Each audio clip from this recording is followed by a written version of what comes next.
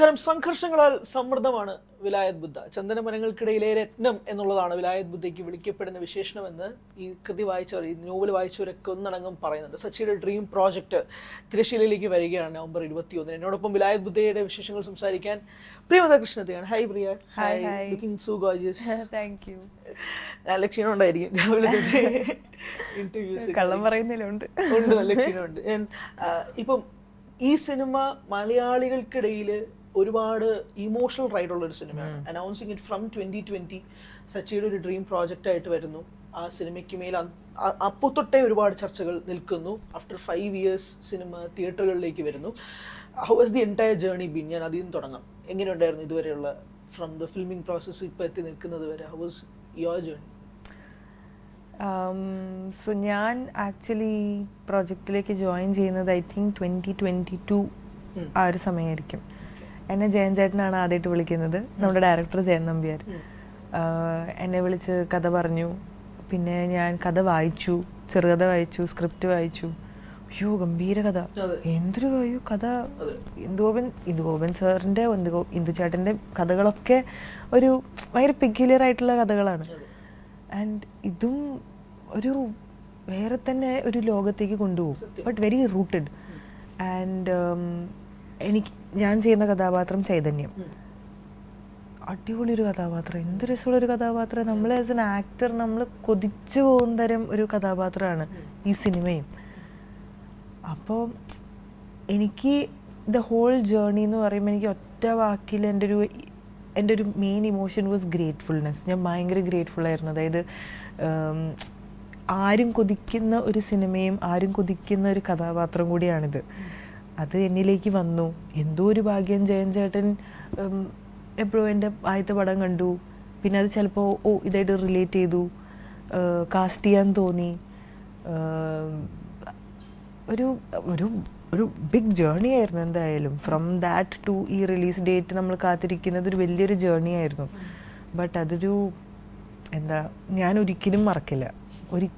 എനിക്ക് ഈ വിലായത്ത് ബുദ്ധ ഒരു more than a dream come true ആണ്. ഇതിപ്പോൾ ഞാനല്ല ചെയ്തിരുന്നെങ്കിൽ, ഞാനിതൊരു just as an actor or an audience ആണ് ഞാൻ ഈ സിനിമ സ്ക്രീനിൽ കാണുന്നെങ്കിൽ, ചില സിനിമകൾ കണ്ടിട്ട് നമ്മൾ ആഗ്രഹിക്കില്ല ഇതുപോലത്തെ ഒരു സിനിമ ചെയ്യാൻ പറ്റിയിരുന്നെങ്കിൽ, അല്ലെങ്കിൽ ഇതുപോലത്തെ ഒരു ക്യാരക്ടർ ചെയ്യാൻ പറ്റിയിരുന്നെങ്കിൽ. ചിലപ്പോൾ ഞാൻ വിലായത്ത് ബുദ്ധയും ചൈതന്യം എന്നുള്ളൊരു ക്യാരക്ടർ കണ്ടാൽ ഞാൻ അത് ചിലപ്പോൾ ആഗ്രഹിച്ചു എന്ന് വരില്ല. കാരണം ഇറ്റ്സ് സോ ഹ്യൂജ്. ബിയോണ്ടെന്ന് തോന്നിപ്പോൾ എനിക്ക് ഡെഫിനറ്റ്ലി തോന്നും ആ ആക്ടറിന് എന്തൊരു ഭാഗ്യമാണ്, എന്ത് കഥാപാത്രമല്ല, ഇങ്ങനത്തെ കഥാപാത്രങ്ങൾ എപ്പോഴെങ്കിലുമൊക്കെ ചെയ്യാൻ പറ്റിയാൽ കൊള്ളാം എന്ന് മാത്രമേ ഞാൻ ആഗ്രഹിക്കുള്ളൂ. അല്ലാണ്ട് ഒത്തിരി സാധനം ചെയ്യാൻ പറ്റിയിരുന്നെങ്കിൽ, അല്ലെങ്കിൽ ചെയ്യാൻ വേണ്ടി ഞാൻ എന്ത് ചെയ്യണം, ഇറ്റ് ബിയോണ്ട് ആണ്. അതുകൊണ്ട് ഞാൻ ഈ പ്രൊജക്റ്റിനെ കൂടെ bigger than my dreams, more than a dream come true എന്നൊക്കെ പറയുന്നത് അതുകൊണ്ടാണ്. അത് ബുക്ക് വായിച്ചവർക്ക് പോലും ചിലപ്പോൾ മനസ്സിലായിരിക്കും ഞാൻ എന്താണ് ഇതിങ്ങനെ പറയുന്നത്. സിനിമ കാണുമ്പോഴും അത് മനസ്സിലാവും. And I don't know, I feel very grateful. ഞാൻ ഒറ്റ ദിവസം പോലും, ഞാനത് വെറുതെ ഓവറാക്കി പറയുന്നതല്ല, ബട്ട് എവ്രി ഡേ ഷൂട്ടിന് വേണ്ടി എണീക്കുമ്പോൾ നമുക്കൊരു പ്രത്യേകതരം ഗ്രേറ്റ്ഫുൾനെസ് ആയിരിക്കും. നമ്മൾ ആരോടൊക്കെയോ നന്ദി പറയുന്ന പോലെ നമുക്ക് തോന്നും. കാരണം ഒരു റിയാലിറ്റി, ഈ പടത്തിൽ ഞാൻ അഭിനയിക്കുകയാണ്, ഞാൻ ഇന്ന് പോയി ചൈതന്യത്തിൻ്റെ കോസ്റ്റ്യൂം മേക്കപ്പ് ഇട്ടിട്ട് ഈ കഥയിൽ ചൈതന്യം പറഞ്ഞ കാര്യങ്ങളാണ് ഞാനിപ്പോൾ പെർഫോം ചെയ്യാൻ പോകുന്നത്. അതൊരു ഭയങ്കര ഒരു ഭാഗ്യമാണ്. And just very excited and happy. കണ്ണിൽ വ്യക്തമാണ്. ഞാൻ പറയുന്നത്, ഞാൻ ഈ ബുക്ക് വായിച്ചൊരു വ്യക്തിയായതുകൊണ്ട് അതെ ഈ സിനിമയ്ക്ക് വേണ്ടിയിട്ടുള്ള എന്നെ പോലെ ബുക്ക് വായിച്ചിരിക്കുന്നവർക്ക് ഒരുപാട് എക്സ്പെക്ടേഷൻസ് ഉണ്ട്. പലതും ഇപ്പോൾ ബുക്ക് അഡാപ്റ്റേഷൻസ് ആയിട്ട് സിനിമകൾ വരുമ്പോൾ ചില കഥകൾ മാറ്റാറുണ്ട്, ചില സീക്വൻസസ് മാറ്റാറുണ്ട്. How is this been? ഞാൻ കേട്ടത് ഇതിന്റെ ക്ലൈമാക്സ് ആ ബുക്കിന്റെ അടിസ്ഥാനത്തിലല്ല എന്നുള്ളതാണ്. കുറച്ച് മാറ്റങ്ങളുള്ളൂ. ഓക്കെ. അപ്പം ഞാൻ പറഞ്ഞത് ബാക്കി റീഡേഴ്സിനെ ഡിസപ്പോയിന്റ് ചെയ്യുന്ന രീതിക്കുള്ള മാറ്റമല്ല. വായിച്ച ആൾക്കാർക്ക് ക്ലൈമാക്സ് കാണുമ്പോൾ തീരെ ഡിസപ്പോയിന്റിംഗ് ആയിട്ട് തോന്നില്ല. ഇല്ല, അങ്ങനത്തെ മാറ്റമല്ല. അല്ല, ഇപ്പം ഞാൻ ചോദിക്കുന്നത്, ഇപ്പം ഇതുപോലെ ഇപ്പം ഒരു ബുക്ക് വായിക്കുന്നതും സിനിമയും തമ്മിൽ ഹ്യൂജ് ഡിഫറൻസ് ഉണ്ട്. ബുക്ക് ഇപ്പം പ്രിയ ചിന്തിച്ചതുപോലെ ആയിരിക്കില്ല എൻ്റെ ഒരു വേൾഡ് ചിന്തിക്കുക. അപ്പം പലരുടെയും വേൾഡ് വിഷൻ ഇപ്പം ജയൻ ഇതിനകത്ത് ക്രിയേറ്റ് ചെയ്ത് വെച്ചിട്ടുണ്ട്. അപ്പം ഞാൻ പറയുന്നത്, ഫ്രം ദ റീഡേഴ്സ് പെർസ്പെക്റ്റീവ്, പിന്നീട് ഇത് ഷൂട്ട് ചെയ്യുമ്പോഴേക്കും how satisfying it was for you as a performer. ഞാൻ വായിച്ച അതേപോലെയാണോ ഇത് ഷൂട്ടിൽ വന്നിരിക്കുന്നത് എന്നുള്ളൊരു തോന്നലുണ്ടാവുമല്ലോ ഈച്ച് സീൻ എടുക്കുമ്പോഴും. How was that? എപ്പോഴും ഒരു ചലഞ്ചാണ് നമ്മൾ ഒരു ബുക്ക് സിനിമയാക്കുമ്പോൾ. ഒരു ബുക്കിലുള്ള കഥാപാത്രം നമ്മൾ അതിനൊരു രൂപം ശബ്ദം കൊടുക്കുമ്പോൾ ഭയങ്കര ചാലഞ്ചിങ് ആണ്. സ്പെഷ്യലി എൻ്റെ അച്ഛൻ ഒരു റൈറ്ററും കൂടിയാണ്. എൻ്റെ അച്ഛൻ ഭയങ്കര പാഷനേറ്റ് അബൌട്ട് റൈറ്റിംഗ് ആണ്. സോ ജോലി കൂടാണ്ട് ഹി റൈറ്റ്സ് ഓൾസോ. സോ ചെറുപ്പം തൊട്ട് ഞാൻ വളരെയധികം വായനാശീലം എവിടെയോ എനിക്ക് ഡെവലപ്പായി പോയി ബിക്കോസ് ഓഫ് ഡാഡ്.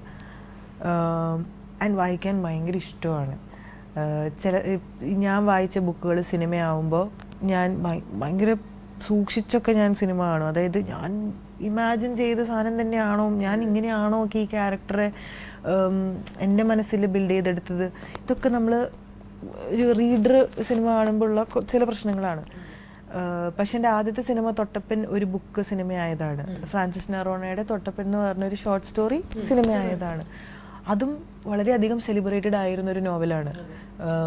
എൻ്റെ കഥാപാത്രം സാറക്കൊച്ച് കുറേ ആൾക്കാർ വായിച്ച് ഇഷ്ടപ്പെട്ട് അവരുടെ മനസ്സിലൊരു സാറക്കൊച്ചൊക്കെ ഉണ്ടായിരുന്നു. ബട്ട് പറഞ്ഞതുപോലെ ഇപ്പോൾ ഒരു പുസ്തകം തന്നെ ഞാൻ വായിക്കുമ്പോഴും നിങ്ങൾ വായിക്കുമ്പോഴും നമ്മുടെ വേറെ തന്നെ ആയിരിക്കാം ചിലപ്പോൾ. അപ്പോൾ വിലായത്ത് ബുദ്ധ പോലത്തെ ഒരു പുസ്തകം എത്ര ആൾക്കാർ വായിച്ചിട്ടുണ്ട്. എല്ലാവരുടെ മനസ്സിൽ എത്രയൊക്കെ ചൈതന്യങ്ങൾ ഉണ്ടാവുമെന്ന് എനിക്കറിയില്ല. പിന്നെ ഒരു ബുക്ക് എഴുത്തിനെ മറികടക്കാൻ ഒരു സിനിമ, ഏതൊരു സിനിമയ്ക്കും എനിക്കറിയില്ല, അതിനെ വെല്ലുവിളിക്കാൻ പറ്റുമെന്ന് എനിക്കറിയില്ല. കാരണം റൈറ്റിങ്ങിൻ്റെ പവർ എന്ന് പറയുമ്പോൾ ഒരു ലിമിറ്റില്ല അവിടെ. You can write anything, you can write and create anything. അതുപോലെ തന്നെ ഇമാജിനേഷനും ലിമിറ്റില്ല. ആ എഴുതുന്ന വായിക്കുമ്പോൾ എനിക്ക് എങ്ങനെ വേണമെങ്കിൽ ഇമാജിൻ ചെയ്യാം. എൻ്റെ ഇമാജിനേഷനിലൊരു ബഡ്ജറ്റില്ല, എഴുത്തിനും ബഡ്ജറ്റില്ല. പക്ഷെ സിനിമ എടുക്കുമ്പോൾ ഒരു ബഡ്ജറ്റുണ്ട് ആൻഡ് അതിൻ്റെതായ ലിമിറ്റേഷൻസും ഉണ്ട്. ബട്ട് ഞാൻ ബുക്ക് വായിക്കുമ്പോൾ ഞാൻ എന്നെ തന്നെയാണ് ചൈതന്യമായിട്ട് കണ്ടത്. ഞാൻ രാജുവേട്ടനെയാണ് ഡബിൾ മോഹനാനായിട്ട് ഇമാജിൻ ചെയ്തത്. ഞാൻ രാജശ്രീ ചേച്ചീനെയാണ് ചെമ്പകമായിട്ട് ഇമാജിൻ ചെയ്തത്. ഞാൻ ഷമ്മിച്ചേട്ടനെയാണ് ഭാസ്കരനായിട്ട് ഇമാജിൻ ചെയ്യുന്നത്. ഞാൻ അനുമോഹനെയാണ് അനി എന്ന ക്യാരക്ടറായിട്ട് ഇമാജിൻ ചെയ്യുന്നത്. കാരണം എനിക്കറിയാം ഇവരൊക്കെയാണ് ചെയ്യുന്നത്. അല്ലാത്ത റീഡേഴ്സിന് ഓബ്വിയസ്ലി നമ്മളൊന്നും ആയിരിക്കില്ലല്ലോ ഇമാജിൻ ചെയ്ത് വെച്ചിരിക്കുക. ബട്ട് ഞാനപ്പോൾ വിചാരിക്കായിരുന്നു as an actor what can I do?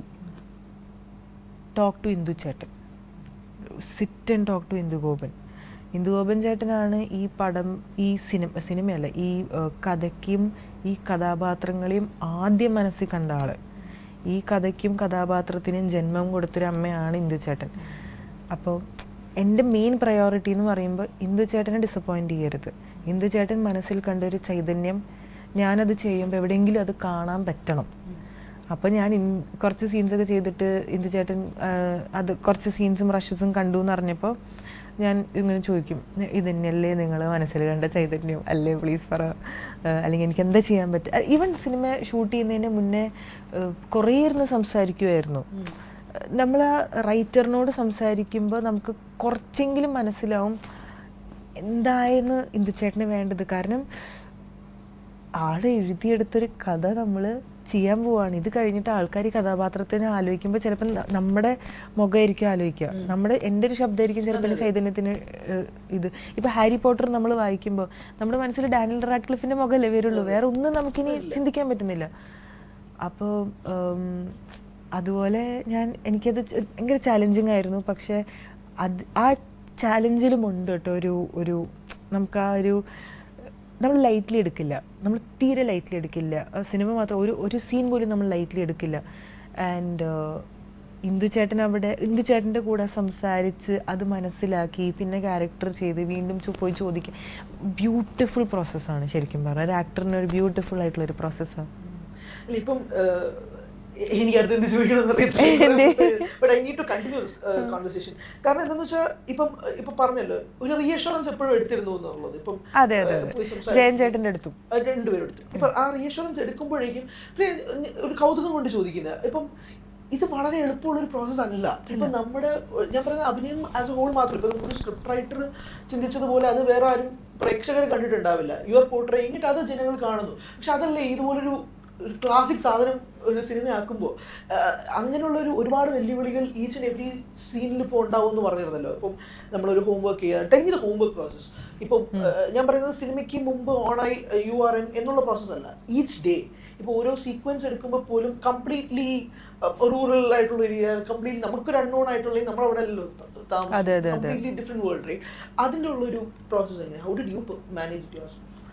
So any character ചെയ്യുമ്പോഴും അതിൻ്റെതായ പ്രിപ്പറേഷൻ വേണം എന്ന് എനിക്ക് തോന്നാറുണ്ട്.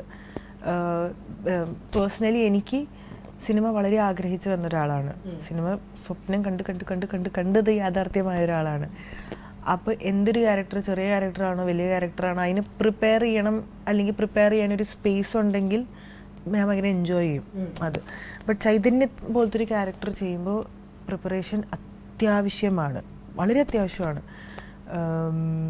ഒന്നാമത് പ്രിയംവദയിൽ നിന്ന് കംപ്ലീറ്റ്ലി ഡിഫറെൻ്റ് ആയിട്ടുള്ളൊരു ക്യാരക്ടറാണ്. ജീവിത സാഹചര്യങ്ങളാണെങ്കിലും ചൈൽഡ്ഹുഡ് ആണെങ്കിലും പ്രസൻറ്റ് ലൈഫ് ആണെങ്കിലും ചിന്തിക്കുന്ന രീതിയാണെങ്കിലും റിയാക്ട് ചെയ്യുന്ന രീതിയാണെങ്കിലും വളർന്നു വന്ന രീതിയാണെങ്കിലും ഫാമിലി ആയിട്ടുള്ള ഡൈനാമിക്സ് എല്ലാം ഡിഫറെൻ്റ് ആയിട്ടുള്ള ക്യാരക്ടറാണ്. ടെറേൻ തന്നെ ഡിഫറെൻ്റ് ആണ്. ഞാൻ തൃശ്ശൂർ, ചൈതന്യം മറയൂർ.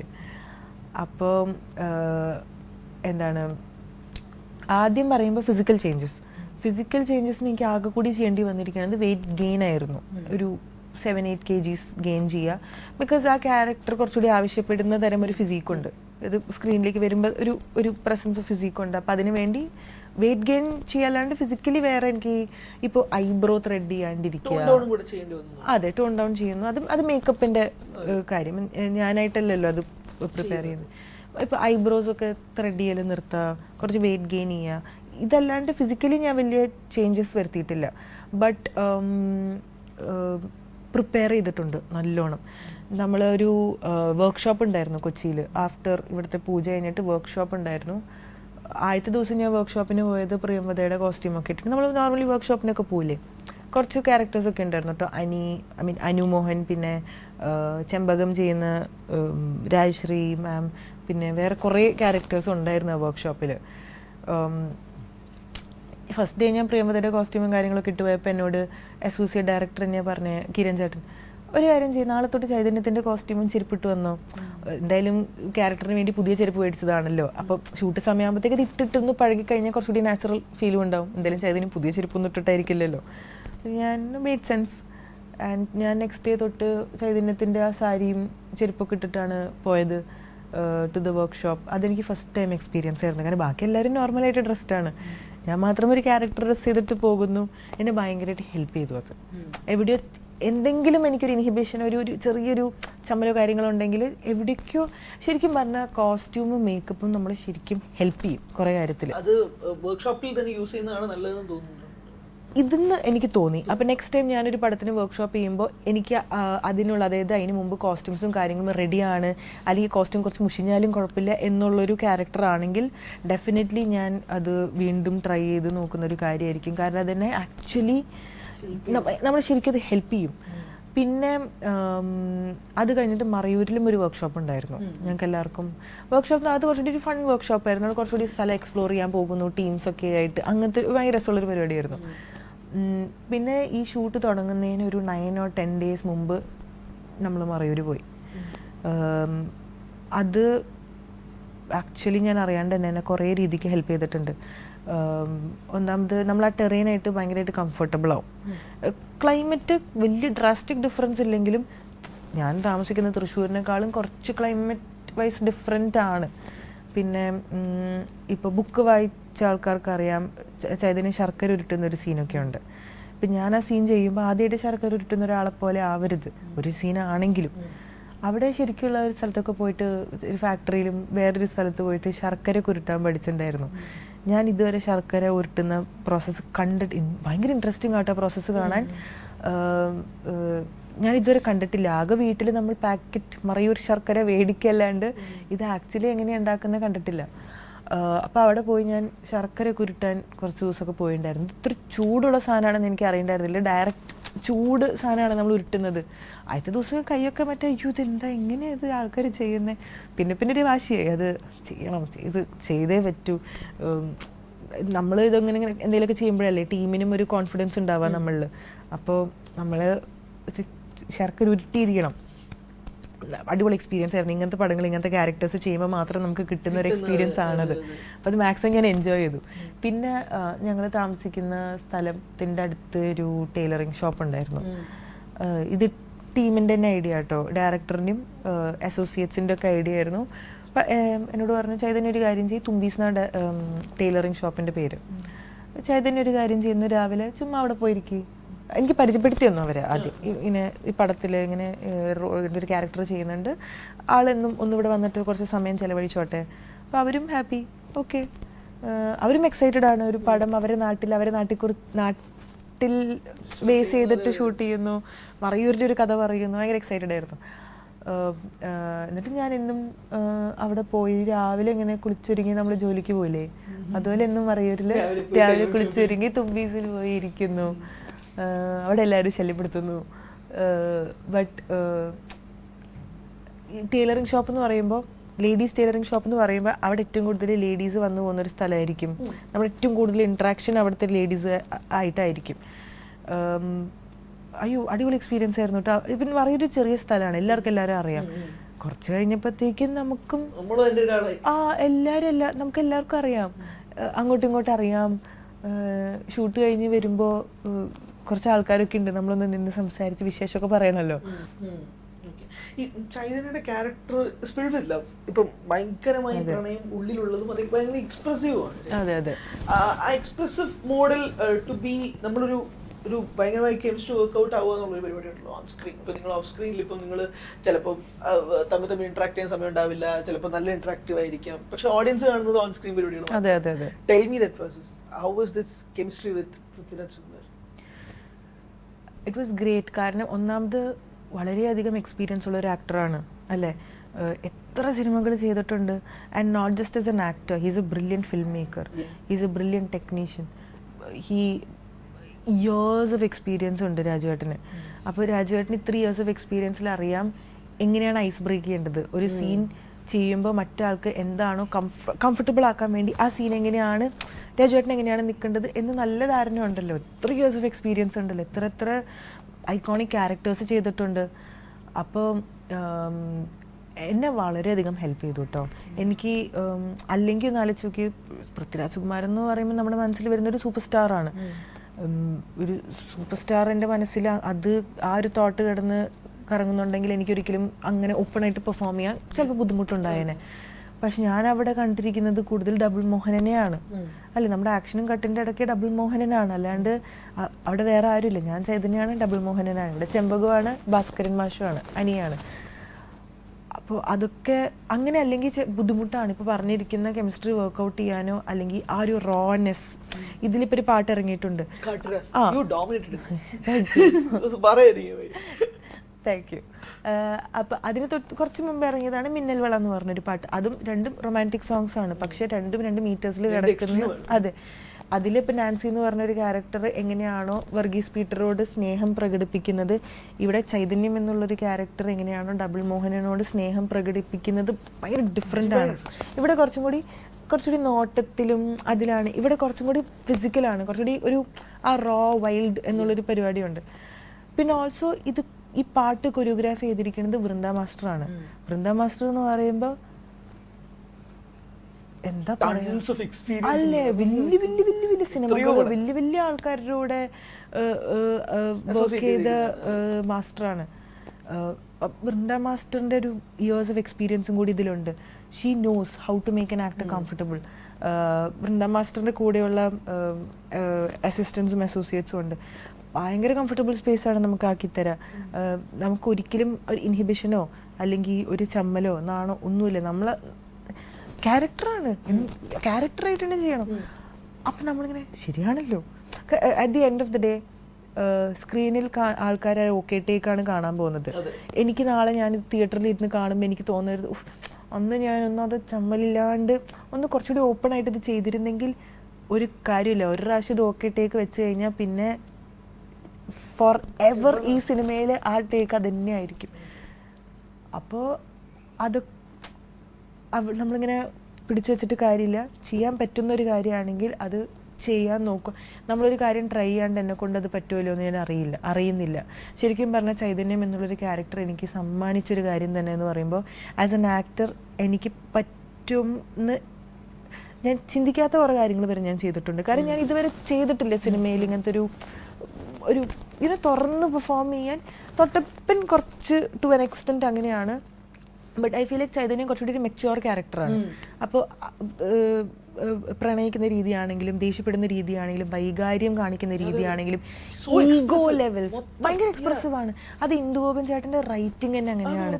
ആ ക്യാരക്ടർ എന്താണോ ഗോ ത്രൂ ചെയ്യുന്നത്, എന്താണോ ചിന്തിക്കുന്നത്, ഭയങ്കര രസമായിട്ട് എഴുതിയിരിക്കുന്നത്. അപ്പം ആൻഡ് അത്രയും കുറച്ച് നമ്മൾ ലൗഡൊന്നും അല്ല പറയാൻ പറ്റുക, എക്സ്പ്രസീവ്, അത്ര തന്നെ എക്സ്പ്രസീവായിട്ട് തന്നെ ആ ക്യാരക്ടർ ചെയ്യണം.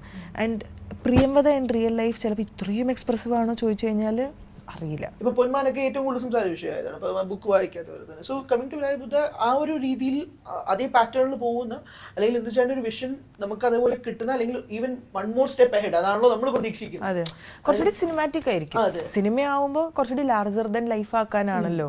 സിനിമ പണ്ട് മുതൽ ഒരു ലാർജർ ദൻ ലൈഫ് എക്സ്പീരിയൻസ് തരുന്ന ഒരു കാര്യമാണല്ലോ. അപ്പോൾ not all movies but this movie somewhere is a little larger than life experience. Okay, ആ ഒരു രീതിയിലേക്ക് പ്രേക്ഷകർ കൊണ്ടുപോകുക എന്നുള്ളതാണ്. തീർച്ചയായും കൊണ്ടുപോകും. അങ്ങനെ ഒരു റീഡറിന് ഒരു വിഷമിപ്പിക്കുന്ന രീതിയിലേക്ക് കാര്യം മാറില്ല എന്നുള്ളതാണ് മാക്സിമം ട്രൈ ചെയ്തിട്ടുണ്ട് to satisfy the readers, to satisfy the writer.